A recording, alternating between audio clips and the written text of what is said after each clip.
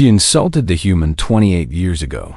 He stayed silent and left the great hall of the Galactic Academy of Sciences stretched upward like the inside of a cathedral made of light, and the young human standing at its center felt very small indeed. Marcus Chen was 32 years old, and he had spent the last 7 years of his life working on the research. He was about to present, and his hands were shaking slightly as he arranged his data tablets on the podium before him. The audience numbered in the hundreds, and they represented the finest scientific minds in the known galaxy, and most of them were not human, and most of them had never worked with a human before, and most of them did not expect much from one. The Valari dominated the front rows as they dominated most things in the consortium, and their silver skin caught the light, and their elongated features held expressions of polite boredom, and their lifespans measured in centuries gave them a patience that often looked like contempt. Marcus took a deep breath and began his presentation. He says, research focused on cross-species cellular regeneration and the ability to help damaged tissue repair itself regardless of the species involved, and it was revolutionary work, and he knew it was revolutionary work, and he had triple-checked every calculation and verified every result. Spoke for 40 minutes, and his voice grew stronger as he explained his findings, and the data was clear, and the implications were enormous. And by the end of his presentation, even some of the Valari had leaned forward in their seats. Then came the questions. High Academician Syra Valles rose from her seat in the front row, and the hall fell silent because she was the most respected scientist in the consortium, and her word could make or break careers, and her family had produced academicians for 12 generations. She was beautiful in the way that Valari were beautiful, and her silver skin was flawless, and her eyes were the color of deep space, and her voice carried effortlessly through the great hall. I have reviewed your research, young human, she said, and her tone was pleasant enough at first. And I must confess some curiosity about how a species so new to the galactic stage believes itself qualified to lecture us on matters of cellular biology. Marcus felt the first cold touch of dread in his stomach, but he kept his face neutral and replied, the data speaks for itself, academician, and I invite any review of my methodology. Syra smiled, and it was not a kind smile. The data, she repeated. Yes, let us discuss the data, and let us discuss how a creature whose entire species has been spacefaring for less than 300 years presumes to instruct civilizations that were old when your ancestors were still learning to walk upright. A murmur ran through the crowd, and some of it was uncomfortable, and some of it was amused. Academician Marcus said carefully, I mean no disrespect to any civilization, and I only seek to share findings that could help billions of beings across dozens of species. Help? Syra said, and her voice had grown colder now. How generous of you, and how very human. And this is what your kind does, is it not? And you arrive somewhere new, and you immediately assume you have something to teach, and never something to learn. She stepped closer to the podium, and her height advantage over the human was considerable. Your species, she continued, is an evolutionary accident, and you are aggressive and short-lived, and you breed too quickly and spread too fast, and you have been part of the galactic community for barely a heartbeat, and yet here you stand telling the elder races how biology works. The hall had gone very quiet. Now, do you know what I see when I look at you, human? Syra asked. I see a mayfly lecturing an oak tree about patience, and I see a child who has found a shiny rock and believes he has discovered a diamond, and I see a species that will burn itself out within a few thousand years, while the rest of us continue as we always have. Marcus said nothing, and his face had gone very still. Your research is derivative, Syra declared loudly enough for the entire hall to hear.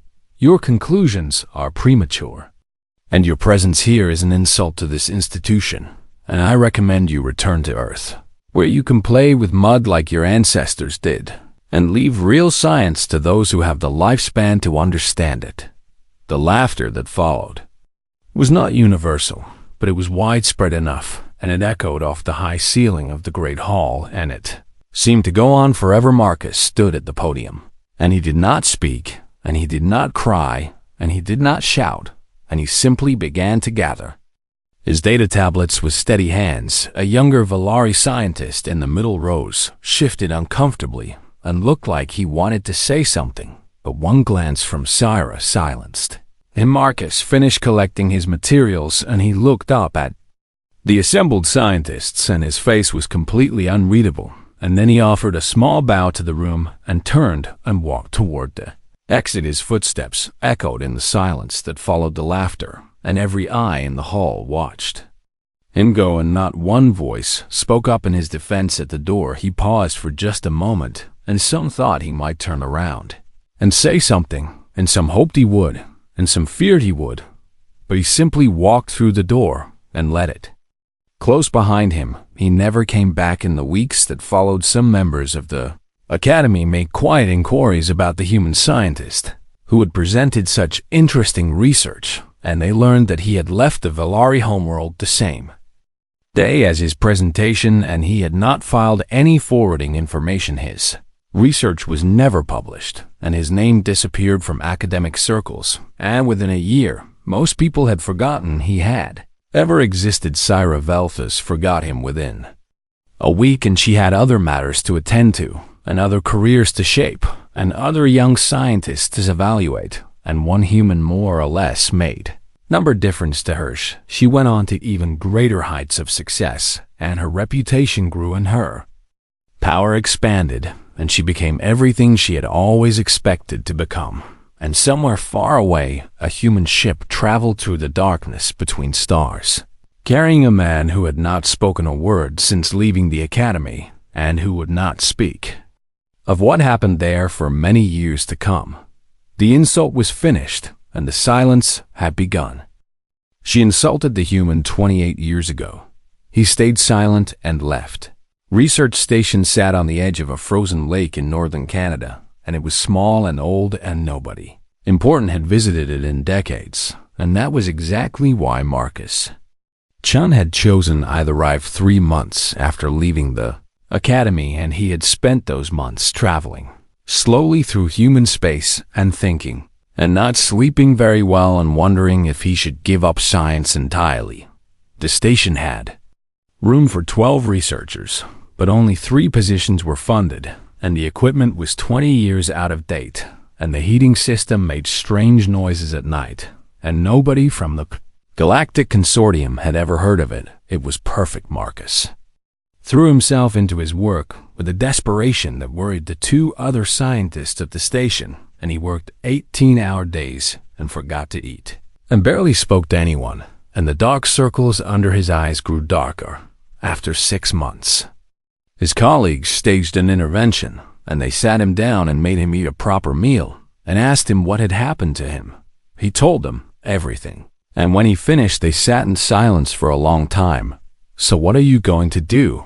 asked Dr. Sarah Webb, who studied xenobotany and who had come to this remote station because the academy had rejected her own research 3 times. Marcus looked at her, and for the first time in months, something like determination flickered in his eyes. I'm going to prove her wrong," he said, "not by arguing, and not by complaining, and not by seeking revenge, but by building something so good that the truth becomes undeniable." "That could take years," said Dr. Kofi Asante, who had been dismissed from a major university for daring to suggest that human intuition had scientific value. "Then it takes years," Marcus replied. "I am not in a hurry anymore, and I have stopped trying to convince people who do not want to be convinced. I'm just going to do the work." And so he did. The first 5 years were the hardest because funding was scarce and equipment kept breaking and results came slowly. And sometimes Marcus wondered if Syra had been right about everything, but he kept working, and slowly the work began to bear fruit. His research on cellular regeneration advanced in directions nobody had expected, and he discovered principles that the Academy had overlooked because they were too busy maintaining their traditions to try anything new. In the 6th year, a young Korvax scientist named Thren arrived at the station, and Thren had been expelled from the academy for questioning an established theory, and he had nowhere else to go. Marcus welcomed him and gave him a workspace and asked what he wanted to research, and then let him do it. Word spread quietly through the networks of rejected scientists and dismissed researchers and brilliant minds who had been told they were not good enough, and one by one they began to find their way to Marcus. By the 10th year, the station had expanded to 3 buildings and 20 researchers, and they called themselves the Quiet because they did not publish their findings, and they did not attend conferences, and they did not seek recognition. They simply worked. A dashing mathematician who had been mocked for her unconventional approaches developed new models for understanding disease transmission, and nobody in the establishment knew about a human engineer who had been rejected from every major university, built medical devices that were decades ahead of anything the consortium was using, and nobody in the establishment knew about Ida. Valari Defector, who had grown disgusted with the Academy's politics, contributed his expertise in longevity research, and nobody in the establishment knew about it. Marcus coordinated everything, and he shared resources freely, and he encouraged collaboration, and he never once suggested that his own research was more important than anyone else's. The years passed and the Quiet grew. They established hidden research stations on moons and asteroids and forgotten colonies, and they connected through secure communications networks, and they shared everything with each other and nothing with the outside world. When new members asked Marcus why he did not expose the Academy, and why he did not reveal how far ahead they had moved, and why he did not claim credit for their discoveries, he always gave the same answer. I am busy, he would say, and fighting with them would take time away from the work, and the work is what matters.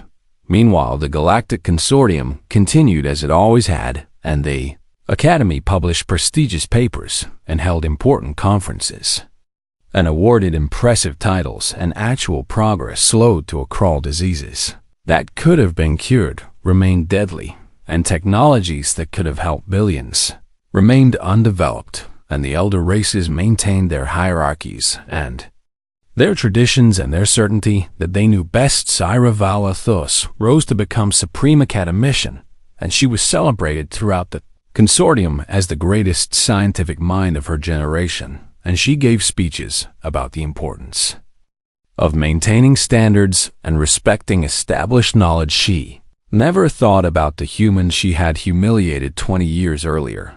He had been so unimportant, and there had been so many others since then, and why would she remember one failed presentation among thousands, but in the frozen north of Earth and in hidden stations scattered across the galaxy? The Quiet remembered, and they worked, and they waited, and they grew stronger with every passing year.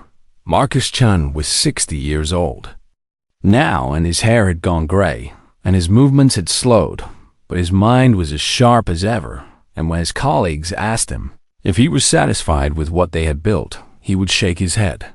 We are not finished, he would say. We are not even close to finished, and there is so much more work to do. 28 years of silence and 28 years of work, and the galaxy had no idea what was coming. And somewhere in her grand office at the Academy, Syra Vel Thus reviewed applications from young scientists and rejected the ones who seemed too ambitious, and approved the ones who seemed properly respectful, and never once wondered if she might be making a terrible mistake. She insulted the human 28 years ago. He stayed silent and left. Plague came without warning, and it spread faster than anyone had predicted, and within 6 months it had reached every corner of the Galactic Consortium. They called it the Withering because of what it did to its victims, and the disease attacked cellular structures and caused tissue to degrade and organs to fail. And there was no cure, and there was no treatment, and millions were dying. The Valari were hit hardest of all, and their long lifespans, which they had always considered proof of their superiority, made them uniquely vulnerable, and the Withering could spend decades slowly destroying a Valari body and the suffering was beyond description. Supreme Academician Syra Valthus watched her civilization begin to die, and for the first time in her very long life, she felt truly afraid. The Academy mobilized every resource and assembled every expert, and tried every approach they could think of, and nothing worked, and the death toll climbed higher every day. Emergency sessions of the Galactic Council devolved into shouting matches and accusations and demands that someone do something, and nobody had any answers. Finally, Syra called for a galactic medical crisis summit, and representatives from every species gathered on the Volari homeworld, and the Great Hall of the Academy was filled once again with the finest minds in known.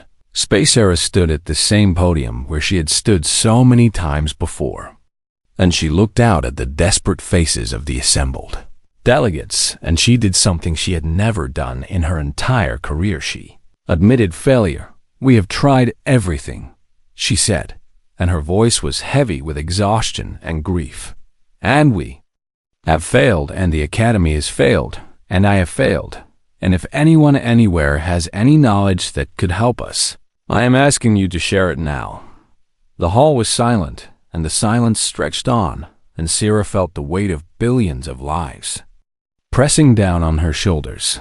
Then a human delegation requested the floor. Syra frowned, because humans rarely spoke at these summits, and when they did, nobody paid much attention, and she almost denied the request, but something made her hesitate. "The delegation from Earth may speak," she said. An elderly man rose from his seat in the back of the hall, and he walked slowly toward the podium, and his hair was gray, and his face was lined with age, but he moved with quiet dignity as he approached the front of the room. Cyrus studied his face, and something about him seemed familiar, but she could not place him. And she had met so many humans over the centuries, and they all looked somewhat alike to her. The man reached the podium, and he looked up at her, and his eyes were calm and steady. "My name is Dr. Marcus Chen," he said, "and 28 years ago, I stood in this very hall and presented my research on cross-species cellular regeneration." Syra felt a cold shock run through her body as the memory came flooding back, and she remembered the young human, and she remembered his presentation, and she remembered what she had said to him. "You told me," Marcus continued, "that humans were evolutionary accidents and that I should return to Earth and play with mud like my ancestors, and I took your advice." The hall had gone completely silent, and every eye was fixed on the elderly human standing at the podium. "I went home," Marcus said, "and I stopped trying to earn your approval, and I stopped wasting time arguing with people who had already decided. I had nothing to offer, and I built something else instead." He activated his data display, and the information that appeared made several delegates gasp audibly. "For 28 years, Marcus explained, I have led a research collective called The Quiet, and we have been working in secret, and we have made some progress that I think you might find interesting." He presented their findings on the withering first, and the cure was elegant and effective, and it could be produced quickly and distributed widely, and it would save millions of lives. But that was only the beginning. He showed them treatments for diseases that had been considered incurable for centuries, and he showed them regeneration technology that could repair damage that was thought to be permanent, and he showed them longevity research that made the Volari's natural advantages completely irrelevant. 28 years of work from hundreds of brilliant minds who had been rejected and dismissed and told they were not good enough, and all of it hidden from the galaxy until this moment. The delegates sat in stunned silence as the full scope of what they were seeing became clear. A Korvax representative raised his hand, and his voice was shaking when he spoke. "Dr. Chun," he said, "how is this possible, and how did you accomplish all of this without anyone knowing?" Marcus smiled slightly. "I was told that humans were short-lived and impatient and incapable of real scientific work," he said. "And perhaps that is true for some humans, and perhaps it was true for the young man I used to be, but I learned something important in this hall 28 years ago." He looked directly at Syra, and his expression held no anger and no triumph, and only a quiet certainty. "I learned that some people will never respect you, no matter what you achieve," he said. "And once you accept that truth, you are free, and you can stop performing for them and start actually doing the work." Cyrus stood frozen at the side of the podium, and her face had gone pale, and she could not speak. "We have the cure for the withering," Marcus said to the assembled delegates, "and we are prepared to share it with everyone." The hall erupted into chaos as delegates shouted questions and demands and offers, and Marcus stood calmly at the center of it all and waited for them to exhaust themselves. When the noise finally died down, he raised his hand. "There are conditions," he said, "and we should discuss them, but first I would like a moment to speak privately with the Supreme Academician." He turned to Syra. "If you are willing," he said. Syra found her voice at last. "Yes," she whispered. "Yes, I am willing." And for the first time in 28 years, the human who had stayed silent and left finally had something to say to the woman who had driven him away. She insulted the human 28 years ago. He stayed silent and left. The private chamber behind the great hall was small and quiet, and the noise of the desperate delegates faded to a distant murmur as the door closed. Behind them, Syra Veltha stood on one side of the room, and Marcus Chun stood on the other, and for a long moment neither of them spoke. Syra expected many things, and she expected anger and accusations and demands for apology, and she had prepared herself for humiliation because she knew she deserved it. What she did not expect was the calm expression on the elderly human's face and the complete absence of triumph in his eyes. "You must hate me," she said finally. Marcus considered the question carefully before answering. "I did," he admitted, "for a while and for the first few years. I thought about you often, and I imagined this moment many times, and in my imagination I always said something clever and devastating, and you always realized how wrong you had been." He shook his head. "But that was a long time ago, and I stopped thinking about you eventually, and there was too much work to do, and the work was more interesting than revenge." Syra did not know how to respond to this, and she had spent centuries learning to navigate political conversations, but nothing in her experience had prepared her for a man who seemed genuinely uninterested in her suffering. "I hurt you," she said.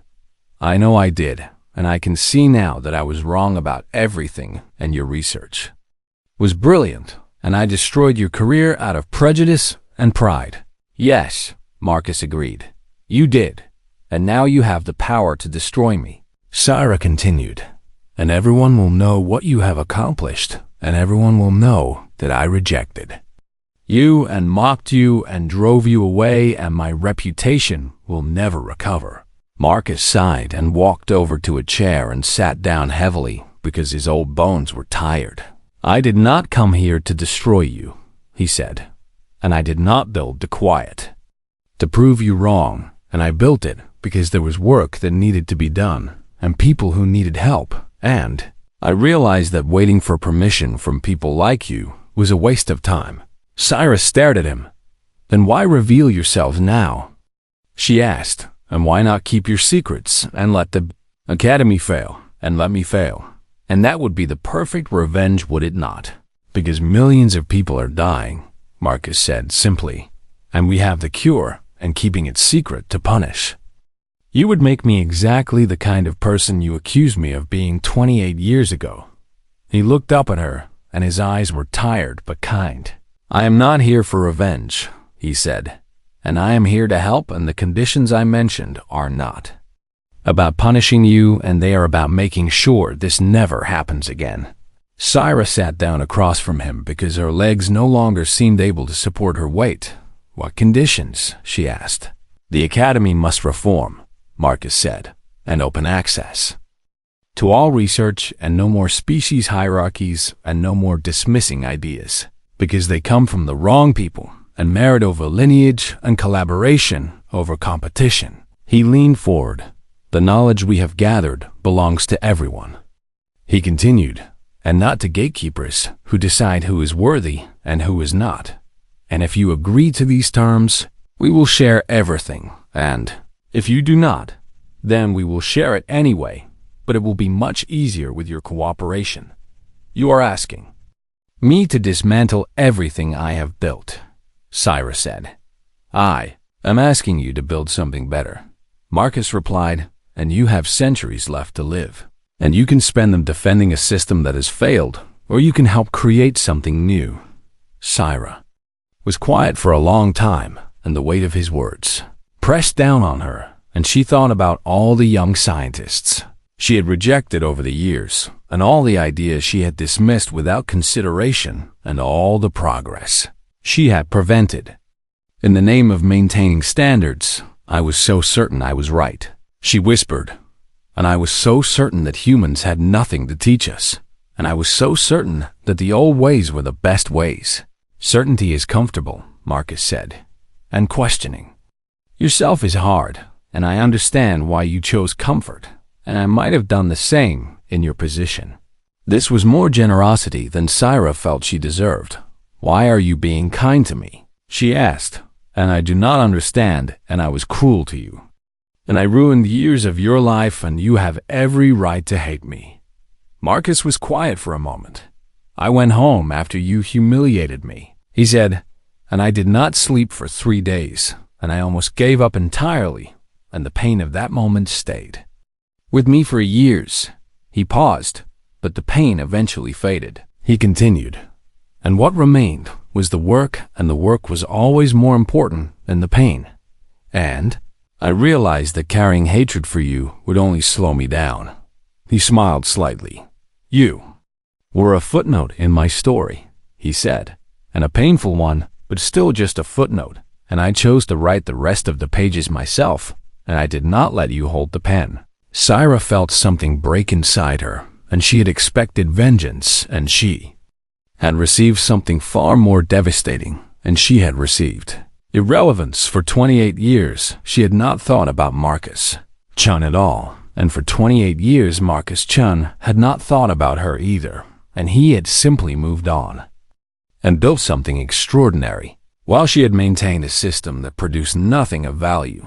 I have wasted my life, she said, and her voice cracked. No, Marcus said firmly, you made mistakes, and so did I, and so does everyone, and the question is not whether you wasted the past, and the question is what you will do with the future.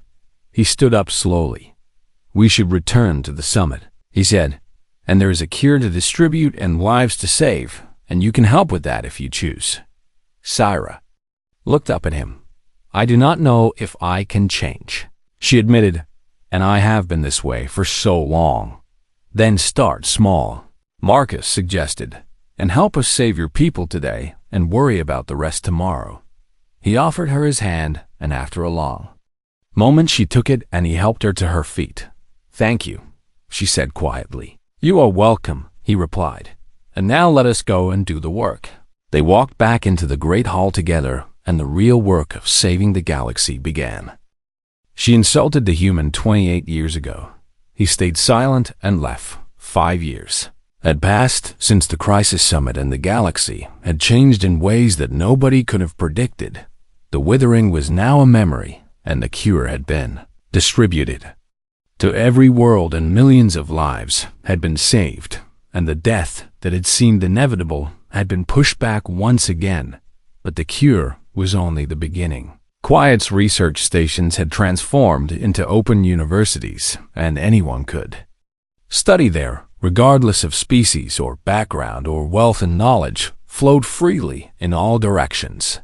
Young Korvax scientists worked alongside elderly Velari. Researchers and human engineers collaborated with Deshan mathematicians, and the old hierarchies that had defined galactic civilization for millennia began to crumble, not through revolution and not through violence, but through irrelevance. When everyone had access to knowledge, the gatekeepers lost their power, and when merit mattered more than lineage, the old nobility found themselves competing with brilliant minds from species they had once dismissed as inferior. Dr. Marcus Chen refused every honor that was offered to him, and he turned down titles and medals and statues, and monuments, and he simply continued to work. He taught a small seminar at a university on Earth. Now, and the class was limited to 20 students, and he spent his days discussing ideas and reviewing research and helping young scientists find their paths. The galaxy's leaders called him the most important human in history, and he ignored them and kept teaching. One afternoon, a student asked him about his famous revenge against the Academy, and Marcus paused in the middle of his lecture and considered the question carefully. "It was not revenge," he said finally. "And I know that is what the stories say, and I know that is what people want to believe, but revenge means hurting someone to make yourself feel better." He sat down on the edge of his desk, because standing for too long was difficult now. "I did not want to hurt anyone," he continued, "and I wanted to help everyone, and that included the people who had hurt me. And when you understand that difference, you understand everything important about what we built." The student looked confused. "But you destroyed the old academy," she said, "and you humiliated Supreme Academician Volthus, and you overturned the entire galactic order." Marcus shook his head. "I did not destroy anything," he said, "and I created something, and the old systems fell apart because they could not compete with what we created, and that is not revenge, and that is just progress." He looked around at his students. "If I had wanted revenge," he said, "I would have revealed our research immediately after we developed the cure, and I would have made a spectacle of their failure, and I would have demanded apologies and punishments, and I would have spent my energy making them suffer." He smiled slightly. "Instead, I spent my energy helping people," he continued, "and the suffering of my enemies was never the point, and the work was the point, and the work will continue long after I'm gone, and that is what matters." After class, Marcus walked slowly across campus, and the autumn leaves were falling, and the air was cool and clean, and he thought about how far he had come from the young man who had stood silent in that great hall. So many years ago, a figure was waiting for him at his office, and she was tall and silver-skinned, and she looked uncertain and out of place. Syra Velas had changed a great deal in 5 years, and she was no longer Supreme Academician, and she changed a great deal in 5 years, and she was no longer Supreme Academician, and she no longer held any title at all, and she worked as a junior researcher at one of the open universities. Now, the humbling had been difficult, and she had struggled at first with taking orders from scientists who were younger and less experienced than her. But slowly she had begun to understand that her old way of measuring worth had been completely wrong. She had learned more in her 5 years of humbled research than she had in the previous 5 centuries of supreme authority. "Dr. Chun," she said formally, "I hope I am not disturbing you." "You are not," Marcus replied. "Please come." And they sat in his small office surrounded by books and papers and the chaos of ongoing work. "I realized something today," Syra said, "and I came here to tell you because I felt you should know." Marcus waited patiently. "I never apologized," she said, "for what I said to you 28 years ago, and I acknowledged that I was wrong, and I admitted that I had made mistakes, but I never actually said the words." She took a deep breath. "I am sorry," she said, "and I am sorry for what I said, and I am sorry for the pain I caused, and I am sorry for all the years you spent in exile because of my cruelty and my prejudice." Marcus nodded slowly. "Thank you," he said simply. "That is all." Syra asked, "And you have nothing else to say?" "What else is there to say?" Marcus replied. "And you apologized, and I accepted, and now we can move forward." Syra shook her head in wonder. "I spent months preparing for this conversation," she admitted, "and I expected you to be angry, or to demand something, or to at least acknowledge how much I owed you, and instead you just accept it and move on." Marcus smiled. "I moved on a long time ago," he said, "and the apology is appreciated, but it does not change anything, and the work continues either way." He leaned forward. "There is a research project I have been thinking about," he said, and it involves developing new medical technologies for the outer colonies and the people. They have been neglected for too long, and I could use someone with your expertise." Sierra stared at him. "You want me to work with you?" she said. "After everything." "You are a brilliant scientist," Marcus replied, "and your skills would be valuable, and the past is the past, and the future is what matters." Sierra was quiet for a long moment, and she thought about everything that had happened, and everything that had changed, and everything that was still possible. "Yes," she said finally, "I would like that." They worked together for the next 3 years, and they developed technologies that helped millions of people in the outer colonies, and they published their research freely, and they trained hundreds of new scientists. Marcus died peacefully in his sleep at the age of 71, and the galaxy mourned him, and statues were built, and holidays were declared, but the greatest monument to his legacy was simpler than any of that. It was the work that continued after he was gone. Scientists from every species working together in open collaboration, and knowledge flowing freely to anyone who sought it, and the old barriers of species and status and tradition crumbling day by day. Sierra Valeda spoke in his memorial service, and she told the story of how a young human had been humiliated and had walked away in silence and had built something that changed the universe. "He taught me something important," she said, "and he taught me that the best response to cruelty is not revenge but creation. And he taught me that the best answer to hate is not more hate, but simply doing good work." She paused. "He could have destroyed us," she continued, "and he had the power, and he had the justification, and nobody would have blamed him. But instead he chose to save us, and that is why he will be remembered long after the rest of us are forgotten." The memorial ended, and the crowds dispersed, and eventually the great hall fell silent. But the work continued, and it continues still, and it will continue long after everyone who remembers Marcus Chun has turned to dust, because that was always the point. Not revenge, and not recognition, and not vindication. Just the work, just helping people, just staying quiet and building something better. That is the human way.